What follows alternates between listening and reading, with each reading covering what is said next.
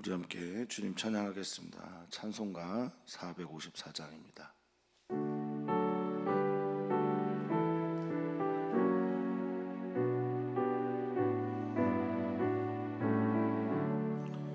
주와 같이 되기를 내가 항상 원하니 온유하고 겸손한 주의 마음 주소서.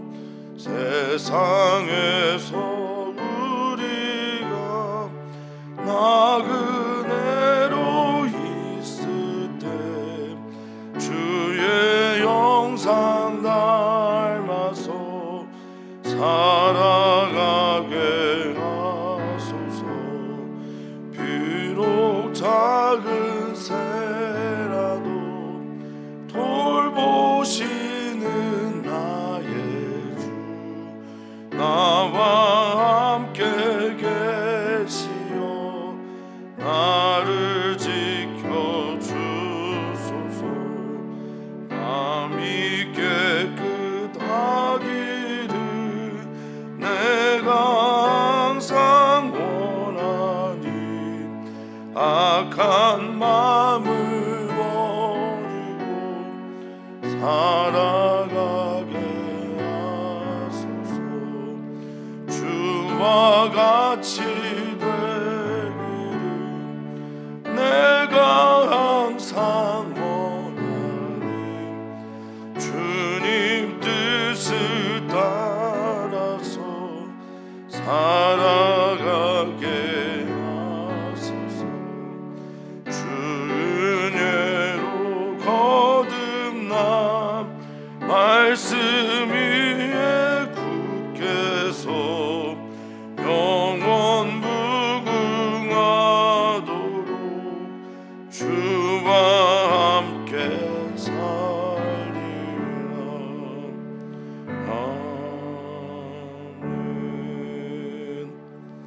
아멘. 아멘. 하나님의 뜻이 우리 교회의 비전이 되게 하여 주시옵소서. 예수님의 성품이 우리의 인격이 되기를, 성령님의 권능이 우리의 능력이 되기를 간절히 바라고 원하고 기도합니다. 무엇보다 오늘 주님을 닮기를 간절히 소망합니다. 이 땅에 오셔서 이 땅 가운데 있는 모든 종류의 부조리와 불합리한 일들과 이 땅 가운데 죽어가고 아파하고 경계선 밖으로 밀려나 하나님 어디 계시냐라고 한숨만 쉬고 있는 이들에게 찾아오셔서 출애굽과 같은 구원의 역사를 이루신 주님을 바라보기를 소망합니다. 또한 주님처럼 우리도 이 땅을 나그네로 살아가면서 삶에 지치고 쓰라린 일들을 경험할 때 주님을 바라보면서 주님의 성품을 바라보면서 이겨나가는 우리들의 삶이 되게 하여 주시옵소서. 오늘 말씀을 통해 주님 앞에 서기를 바라며 사랑 많으신 예수님의 이름으로 기도합나이다. 아멘. 하나님의 말씀입니다. 하나님의 말씀은 베드로전서 2장 11절에서 25절까지 말씀입니다. 베드로전서 2장 11절에서 25절까지 말씀 우리 한 목소리로 읽겠습니다. 사랑하는 자들아, 거류민과 나그네 같은 너희를 권하노니 영혼을 거슬러 싸우는 육체의 정욕을 제어하라. 너희가 이방인 중에서 행실을 선하게 가져 너희를 악행한다고 비방하는 자들로 하여금 너희 선한 일을 보고 오시는 날에 하나님께 영광을 돌리게 하려 함이라. 인간의 모든 제도를 주를 위하여 순종하되 혹은 위에 있는 왕이나 혹은 그가 악행하는 자를 징벌하고 선행하는 자를 보상하기 위하여 보낸 총독에게 하라. 곧 선행으로 어리석은 사람들의 무식한 말을 막으시는 것이라. 너희는 자유가 있으나 그 자유로 악을 가리는 데 쓰지 말고 오직 하나님의 종과 같이 하라. 무사람을 공경하며 형제를 사랑하며 하나님을 두려워하며 왕을 존대하라. 사환들이 범사에 두려워함으로 주인들에게 순종하되 선하고 관용하는 자들에게만 아니라 또한 까다로운 자들에게도 그리하라. 부당하게 고난을 받아도 하나님을 생각함으로 슬픔을 참으면 이는 아름다우나 죄가 있어 매를 맞고 참으면 무슨 칭찬이 있으리요. 그러나 선을 행함으로 고난을 받고 참으면 이는 하나님 앞에 아름다우니라. 이를 위하여 너희가 부르심을 받았으니 그리스도도 너희를 위하여 고난을 받으사 너희에게 본을 끼쳐 그 자취를 따라오게 하려 하셨느니라. 그는 죄를 범하지 아니하시고 그 입에 거짓도 없으시며 욕을 당하시되 맞대어 욕하지 아니하시고 고난을 당하시되 위협하지 아니하시고 오직 공의로 심판하시는 이에게 부탁하시며 친히 나무에 달려 그 몸으로 우리 죄를 담당하셨으니 이는 우리로 죄에 대하여 죽고 의에 대하여 살게 하려 하심이라. 그가 채찍에 맞음으로 너희는 나음을 얻었나니 너희가 전에는 양과 같이 길을 잃었더니 이제는 너희 영혼의 목자와 감독 되신 이에게 돌아왔느니라. 아멘. 아멘. 아멘. 말씀을 읽을 때마다 중요한 것이 있는데요. 그게 뭐냐면 말씀의 삶의 자리를 파악하는 것입니다. 이 말씀이 읽혀지고 이 말씀을 들었던 그때 당시의 정황과 또 그때 당시의 상황들을 읽으면서 말씀을 이해하면 우리에게 훨씬 더 유익이 됩니다. 오늘 나의 이야기와 같다면 비슷하다면 우리는 더욱더 주님의 은혜를 경험하게 될 겁니다. 베드로전서에서 베드로 사도가 편지를 보냈던 대상이 오늘 또 한 번 나오게 됩니다. 그래서 11절인데요. 너희가 왕같은 제사장이다 라는 말씀을 하셨던 2장 9절과 10절에 있는 말씀을 통해서 우리의 정체성이 분명하게 드러나게 하는 말씀인데요. 그 말씀과 연결되어 있는, 즉 그 말씀을 듣고 있는 우리가 어떤 사람인지를 말해주는 게 11절입니다. 일단 그들은 베드로 사도가 사랑하는 사람들입니다. 우리 성도님들 어떤 이해를 현재 시간에 하면 좋을까? 난민들, 이민자들, 그리고 우리나라 사람들도 이민을 가는 경우가 참 많잖아요. 근데 여기에서 우리는 뭐 군대에 가거나 선교지에 있는 선교사들이나 그리고 외국에 지금 언어 연수 중인 분들이나 이런 분들을 향해 우리 교회에서 그분들에게 말하는 거예요. 사랑하는 자들아, 우리가 당신들을 기억하고 있습니다. 근데 그들이 어떤 사람이냐 보니까 거류민과 나그네 같은 자들이라는 거예요. 이 거류민은 불법 체류자 같은 느낌의 사람들이죠. 일시적으로 나그네를 살아가는 사람들인데요. 또 뒤에 있는 나그네는 잠깐 지나가는 사람인데 이 사람들은 길을 지나가는 행인과 같은 그런 사람들입니다. 어쨌든 나그네로 살아가는 사람들이죠. 여전히 이제 고엘이라고 하는 제도가 당시를 지배하고 있던 곳입니다. 공동체가 자신을 보호해주고 지켜주던 법도 물론 중요했지만 법의 보호를 받는 사람들은 당시에 이제 강자들이었습니다. 지금처럼 여전히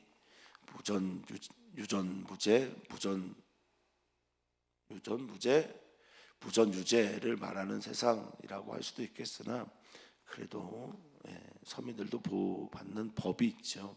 근데 그때 당시는 법의 보호를 받는 것은 주로 상류층 사람들이었습니다. 이런 나그네와 거류민들은 법의 보호를 받지 못하는 경우가 많았습니다. 자, 근데 그들에게 말하는 거예요. 사랑하고 그곳에서 너희를 어두운 데서 불러내어 기이한 빛에 들어가게 하신 이 아름다운 덕을 선전해야 돼. 너희들 잘 들어. 너희들은 영혼을 거스리는 육체의 정욕을 제거해야 돼. 제거하면서 살았으면 좋겠다.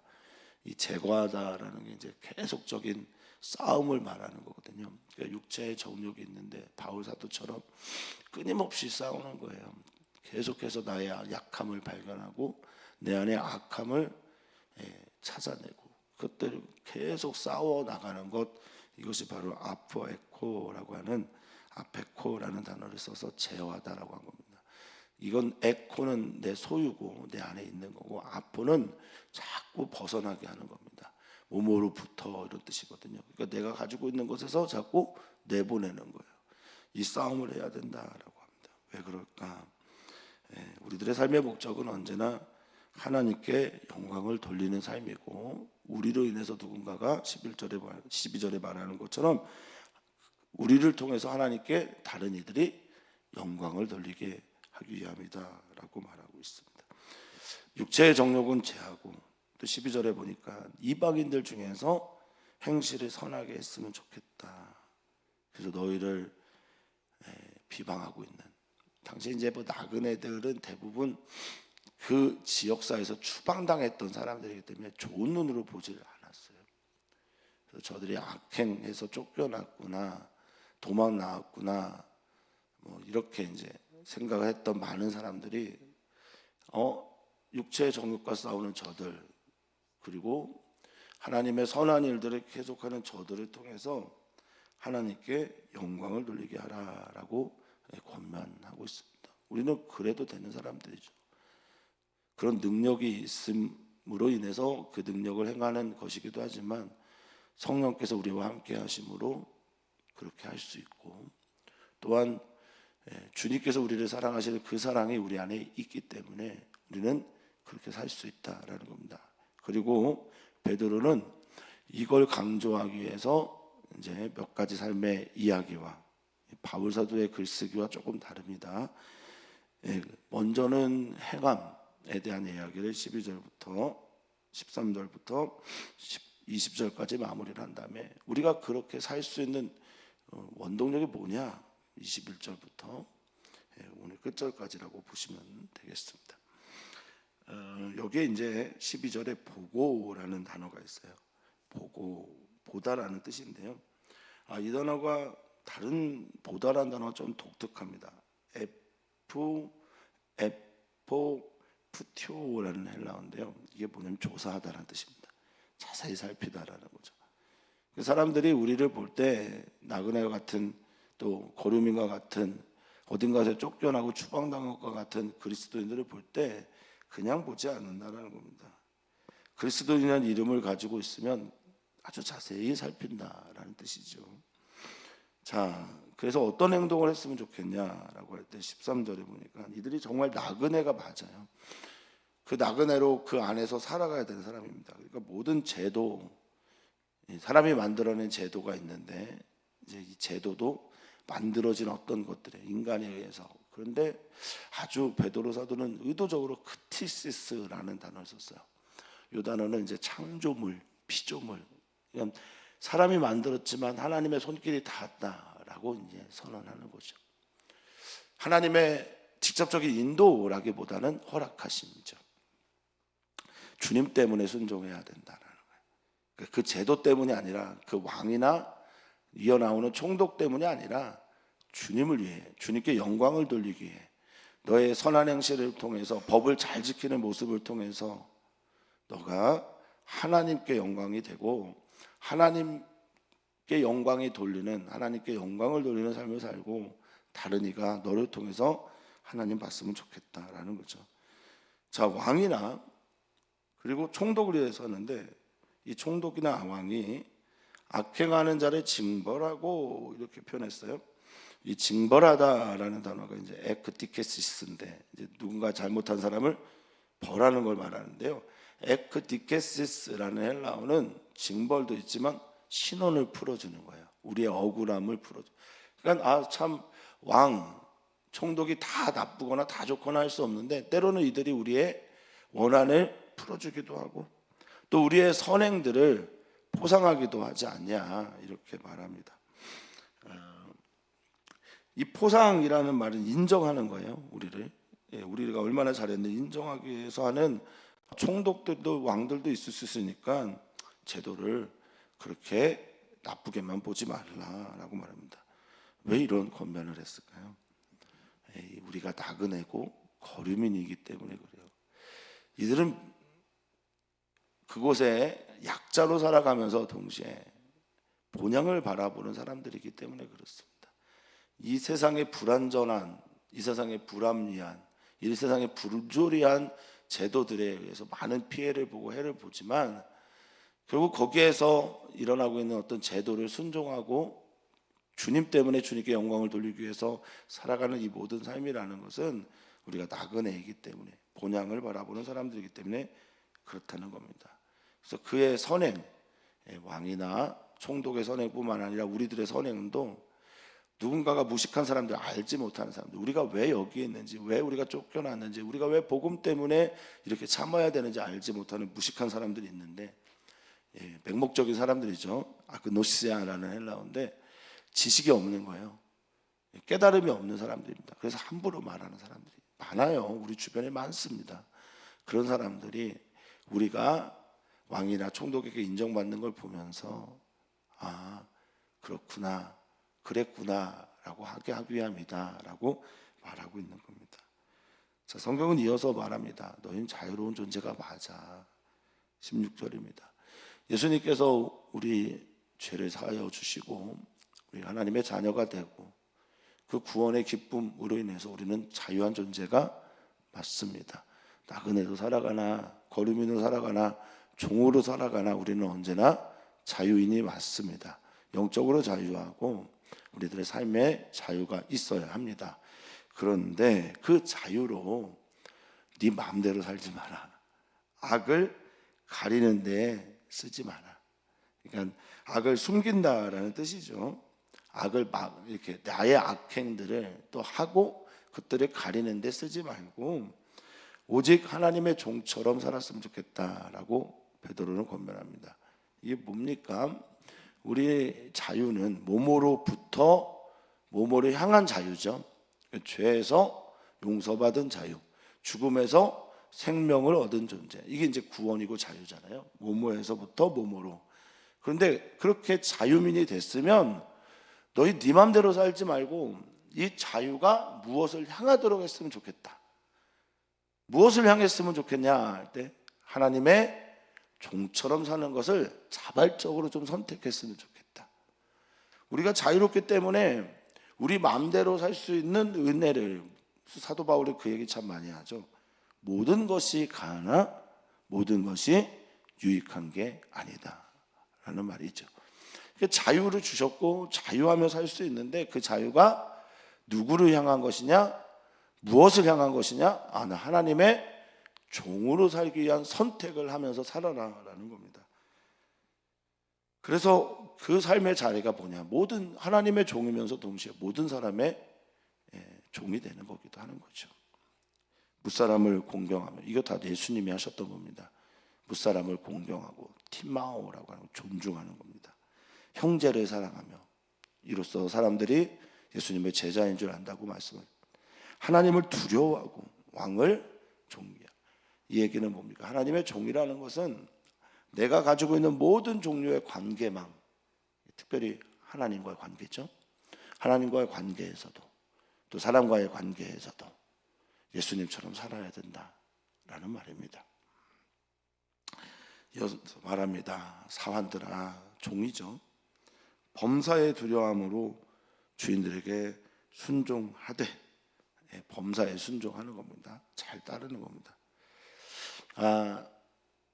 물론 이 말씀을 드리면서 이 말씀이 모든 경우에 일반화되어서는 안 된다는 걸 먼저 전제를 합니다. 당시 그 시대에 가지고 있던 나그네들을 향한, 거류민들을 향한, 홀로 무엇을 할 수 없는, 불의가 있음에도 바꿀 수 없는, 그저 죽은 채로 죽은 사람처럼 살 수밖에 없는 그들에게 주시는 말씀이고, 지금 우리 시대에도 수많은 분들이 정말 군대에서 또 선교지에서 그리고 직장에서 그 불합리와 싸워 나가고 있는 많은 분들이 계심을 우리는 알아야 됩니다. 주인들에게 순종하는데, 종의 자리에서 주인들에게 순종하는데 선하고 관용하는 자들, 그렇죠? 선한 분도 있겠고 또 관용하는 너그러운 분들도 분명히 있을 겁니다.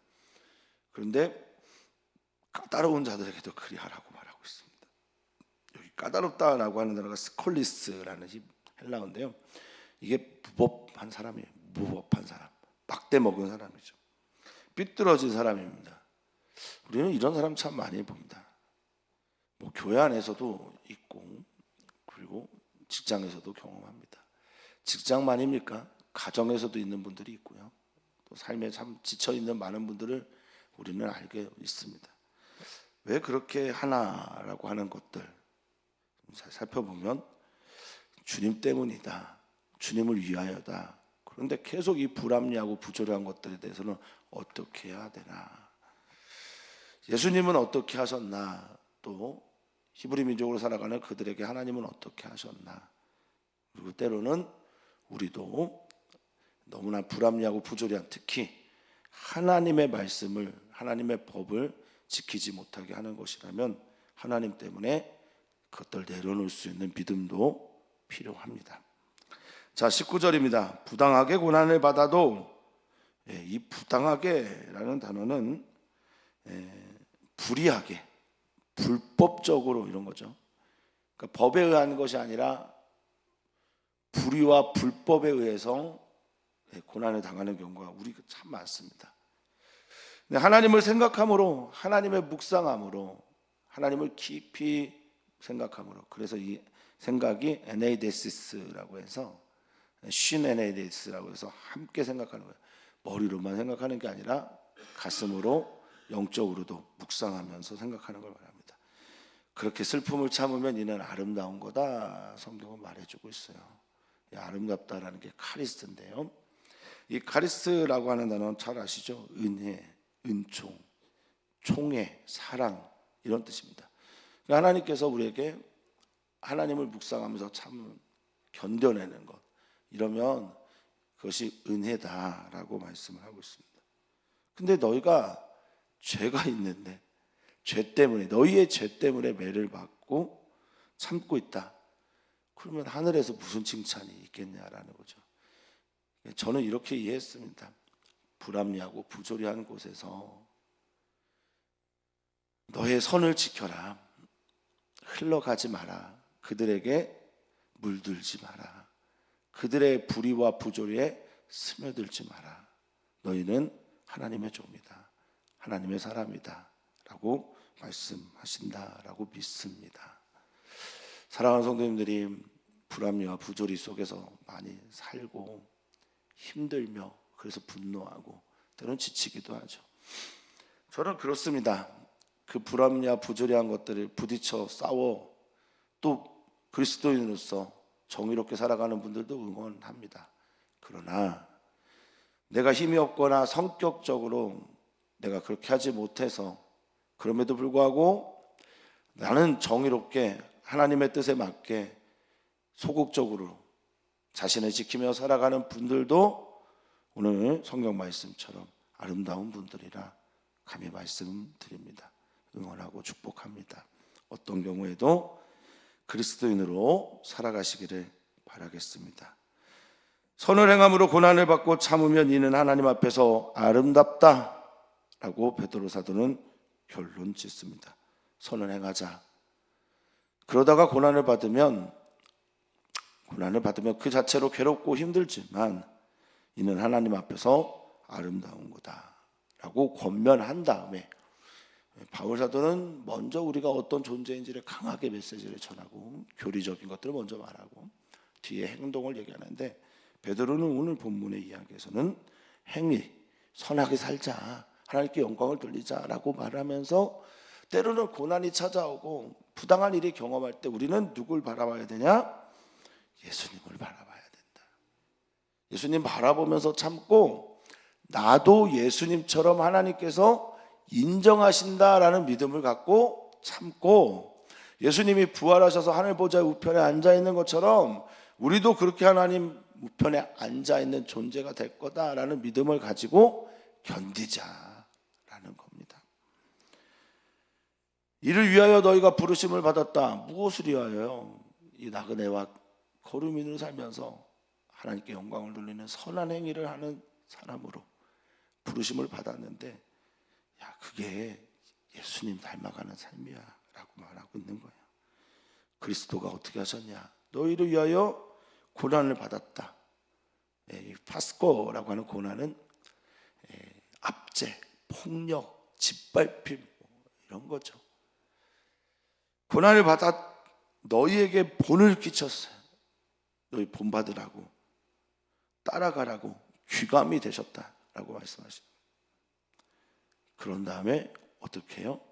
주님의 자취를, 발자취를 따라오게 하려 한 거다라고 말하고 있습니다.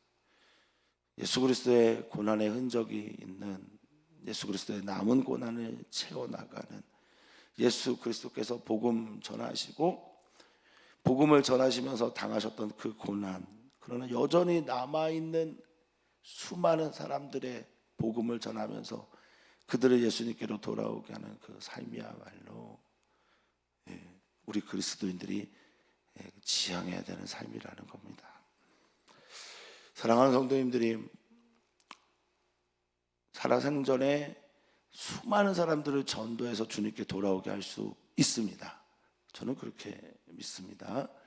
그런데 그것도 중요하지만 내 삶을 통해 누군가가 주님께 영광을 돌리고 내 삶을 통해 하나님을 믿는 그 믿음의 전도도 삶에서 일어나기를 축복합니다.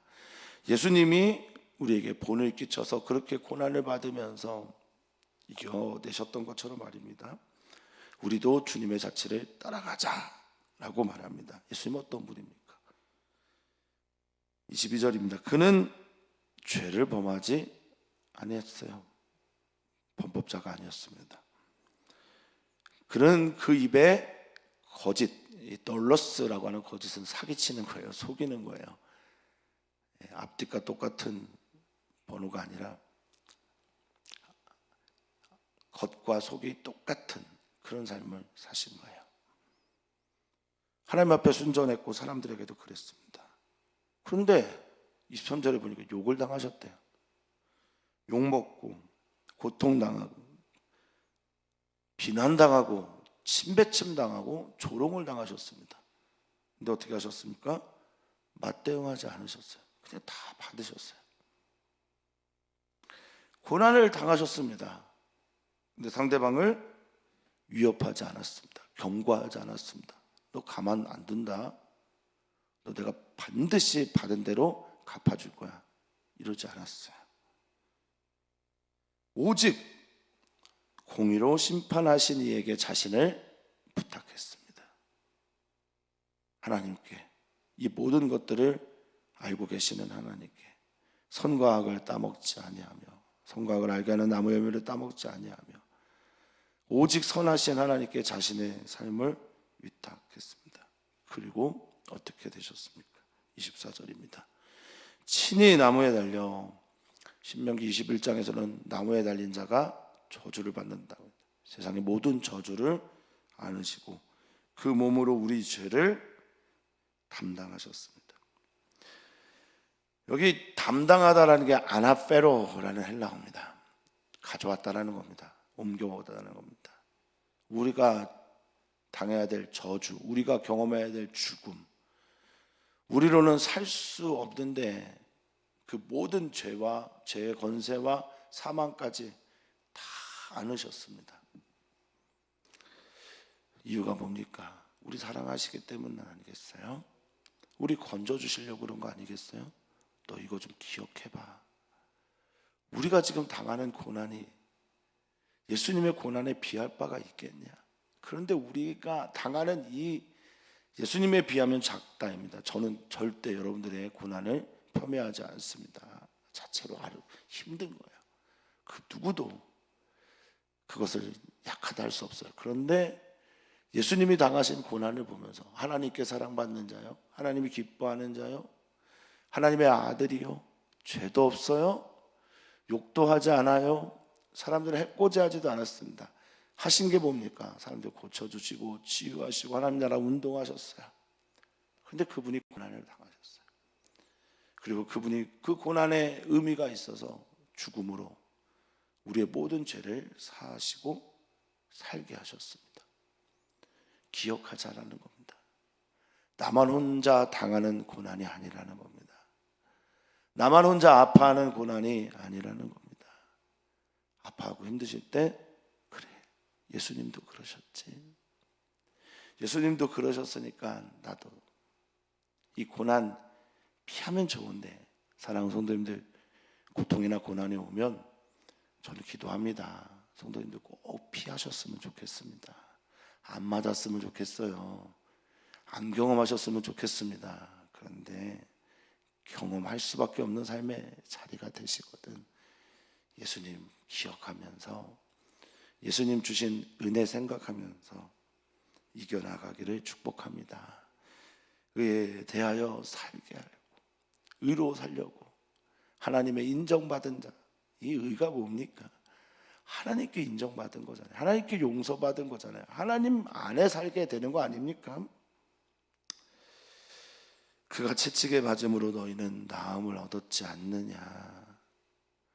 봐라, 너희가 지금 나그네와 거류민으로 살면서 욕도 먹고 무시도 당하고 조롱도 당하고 비난도 당하고, 어떨 때는 말도 안 되는 일 때문에 부당한 대우를 당하기도 하는데, 하나님의 선하심을 바라보면서 너의 착한 행동들을, 선한 행동들을 멈추지 마라. 예수님도 채찍에 맞음으로 너희가 나음을 얻은 것처럼 너희의 고난과 눈물과 아픔과 쓰라림과 고통과 괴로움과 하나님 때문에 참는 이 모든 일들 때문에 누군가가 나음을 얻을 수도 있다. 이보다 영광된 삶이 있을까? 베드로가 반문하는 것 같습니다. 다시 한번 강조합니다. 너희가 전에는 양과 같이 길을 잃어버린 존재였는데 이제는 너희 목자, 돌보시는, 사랑하시는 분, 지켜주시는 분, 그리고 너희의 진짜 감독, 이건 이제 총독이죠. 너희를 진짜 돌보고 지켜주고 통치하는 너는 그분을 너의 주님으로 모시고 사는 것 아니냐. 그러니 저 같으면 여기 미안하다라는 말 했을 것 같은데, 미안하지만 잘 견뎌내다오, 이겨내다오. 하나님께서 너와 함께 하신다 라고 오늘도 말씀하신다 믿습니다. 옛날 노래 중에 타양설이 몇 해던가 손꼽아 헤어보니 이렇게 눈물만 짓게 됐다라고 하는 노래가 있었는데, 사랑하는 성도님들,